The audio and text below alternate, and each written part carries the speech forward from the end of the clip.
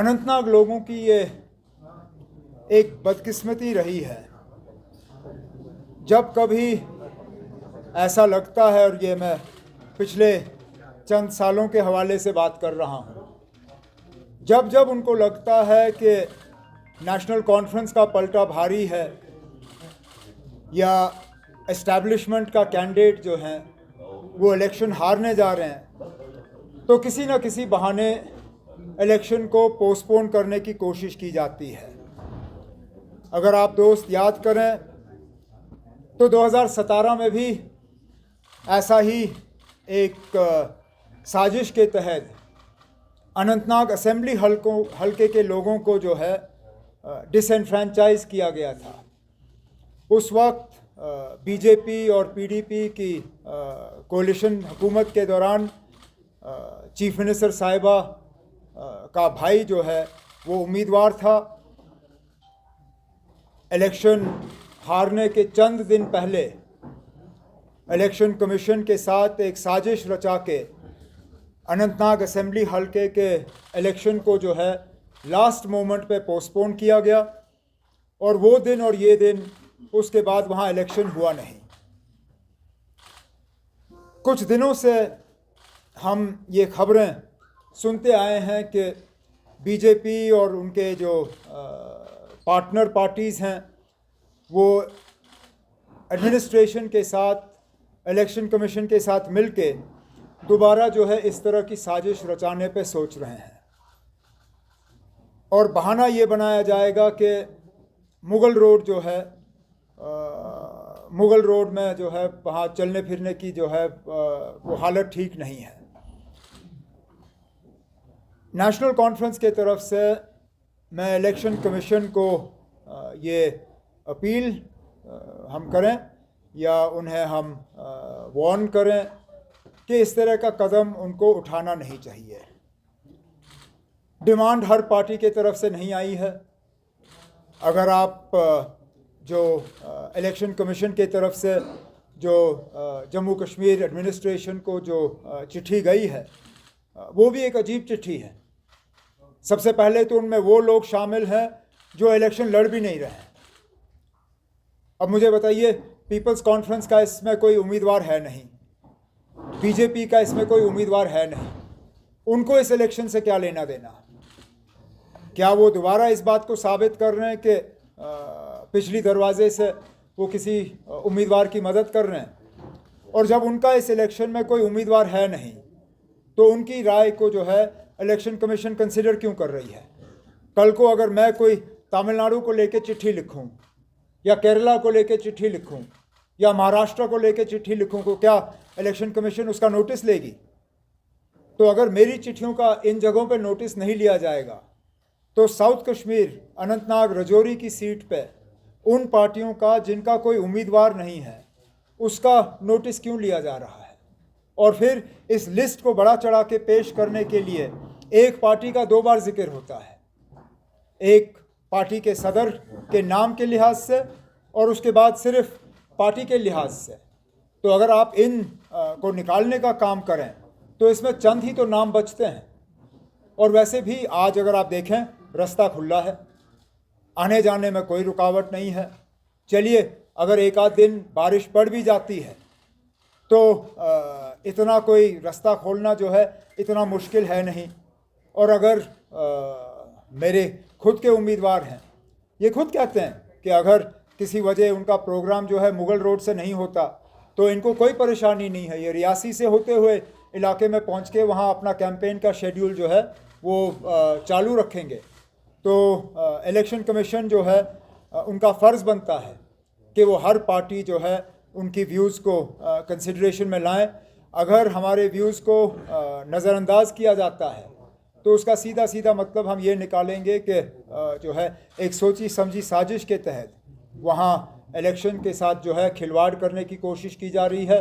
और ये चीज़ जो है लोग इसको बहुत इसका जो मायने निकलेगा वो अच्छा नहीं होगा। अब आपके अगर कोई सवाल हैं तो मैं सवालों का जवाब देने की कोशिश करूँगा। Yes, we have a letter. It's just at the moment it's being printed. As soon as it's printed, we will send it to the Election Commission and we will release it to all of you as well. So what prompted them to try to No, I can't tell, because I don't see how, in what way they feel that they will benefit themselves. But clearly, let's accept that the BJP doesn't do anything that it doesn't see a benefit to itself from. The fact that all its subsidiary parties are included in this list, including those parties that have not fielded candidates in this election, tells you everything you need to know as to why this conspiracy against the voters of Anantnag Rajouri Parliament constituency has been hatched. But we will, as a party, take a very dim view of a decision that postpones this election. There is absolutely no need to postpone the election, even if for some reason the Mughal Road closes for a few hours. If they can keep roads to Kargil open, if they can keep roads to Gurez open, if they can keep roads to Tangzhar open, if they can keep roads to Keran open, if the road to Matsil can be kept open, then there is absolutely no reason why this road cannot be kept open, unless, of course, the administration wants to join in this conspiracy to tinker with the mandate of the people of Rajouri and Anantnag Parliament constituency. People's Conference में यहाँ पे की थी request अपनी party से हमें यहाँ पे नॉर्थ कश्मीर में सपोर्ट किया जाए, और उन्होंने वहाँ पे इनको सपोर्ट किया है, मतलब अपनी पार्टी के कैंडिडेट को। कैसे आप उनके उस देख रहे हैं उस चीज़ को जो उन्होंने यहाँ पे? मैंने ये पहले भी कहा है, फिर दोहराऊंगा, मेरी लड़ाई जो है किसी एक फ़र्द या किसी एक तंजीम के ख़िलाफ़ नहीं है। नॉर्थ कश्मीर में एक मुकम्मल कोशिश दिल्ली के तरफ से और बीजेपी की तरफ से की जा रही है इन सबको एक साथ लाने की, और मैं तो इससे ये समझता हूँ कि शायद मैं ही सबसे ज़्यादा ताकतवर उम्मीदवार हूँ वहाँ पे। नहीं तो कल तक तो मुझे टूरिस्ट कहा जा रहा था। अब बजाय मुझे ये समझाइए ना, आप अगर टूरिस्ट को हराने के लिए ये सब करने की ज़रूरत है तो जाहिर सी बात है कि टूरिस्ट ने उनको बहुत ज़्यादा डराया हुआ है। और काश मैंने हिम्मत करके वहाँ कागज़ भरे, काश सजाद लोन साहब ने हिम्मत करके श्रीनगर में कागज़ भरे होते, हम भी देखते टूरिस्ट कौन है। वो सब एक चिट्ठी उठाई गई है इन्हीं पार्टी की तरफ से इलेक्शन कमीशन को, और इलेक्शन कमीशन ने रिपोर्ट मांगी है। क्या आपको डर है कि चुनाव पोस्टपोन होंगे?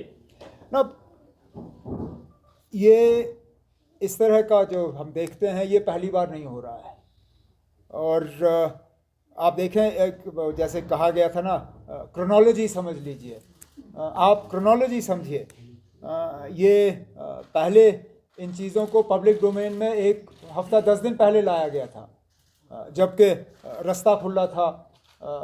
कैंपेन का सिलसिला जो है उसमें कोई रुकावट थी नहीं। यहाँ तक कि जिसने सबसे पहले इसको पब्लिक डोमेन में लाने का काम किया था उसने रजौरी पहुँच जाने की कोशिश भी नहीं की थी।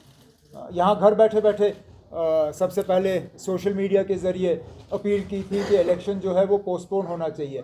और आप देखिए ना, अब ये लोग किन से मिलके ये सारा कुछ कर रहे हैं। बीजेपी अपनी पार्टी जिनका कोई उम्मीदवार पीसी जिनका उम्मीदवार इस मैदान में है नहीं, उनके तरफ से इस तरह का अपील करना, उससे शायद आप ये समझ सकते हो कि इलेक्शन कमीशन पे बहुत ज़्यादा दबाव बनाने की कोशिश की जा रही है।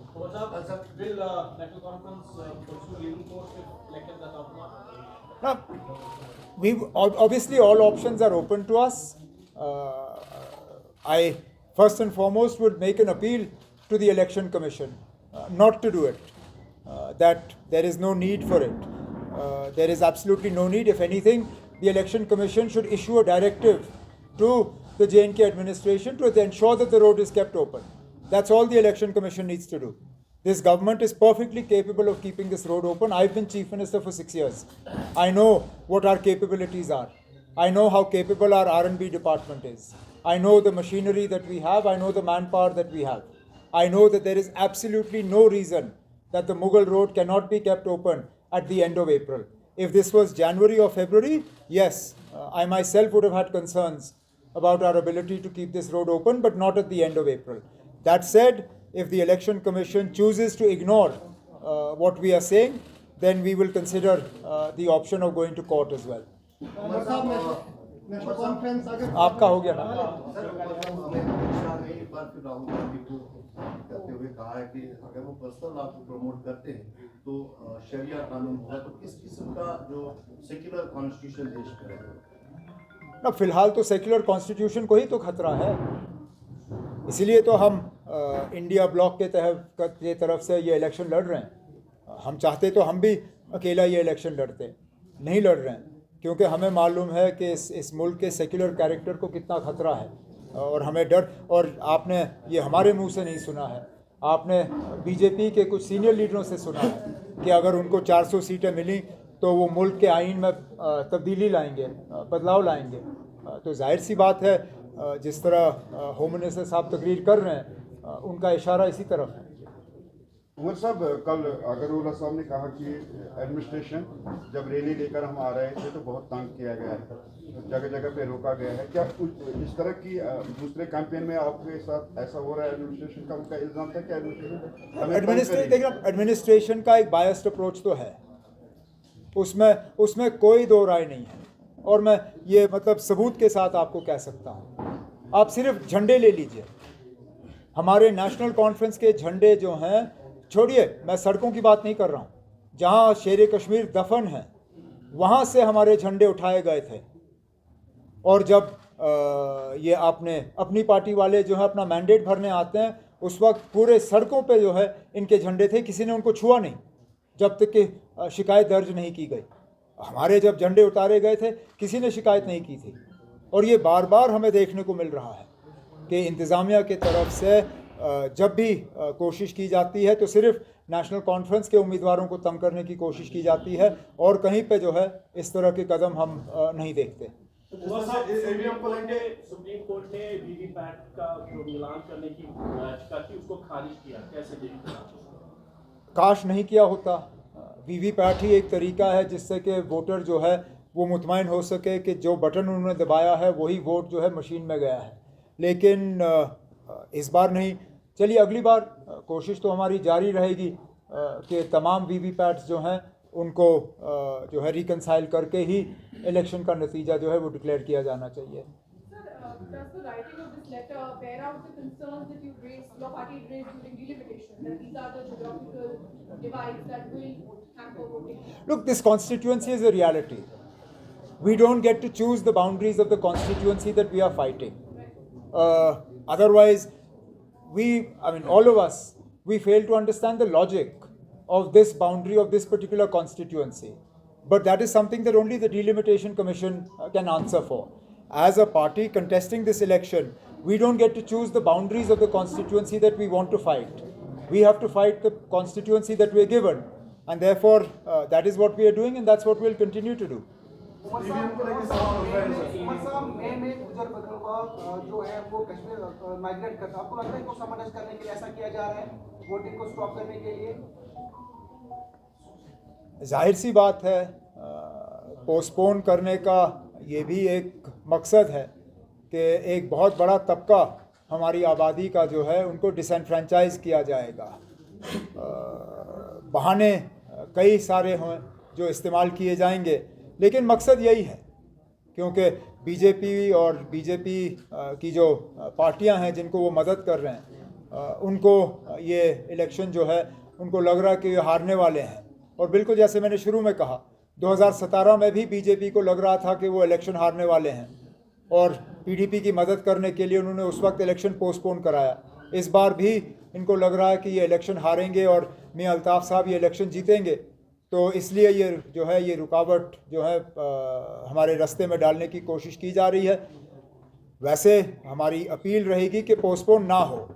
अगर किसी वजह हमारी बात को नज़रअंदाज किया जाता है तब भी हम मतलब बढ़ चढ़ के जो है अपनी कामयाबी के लिए जो है काम करेंगे, और कामयाबी की उम्मीद जो है तब भी हमारी रहेगी। ओके, चलिए।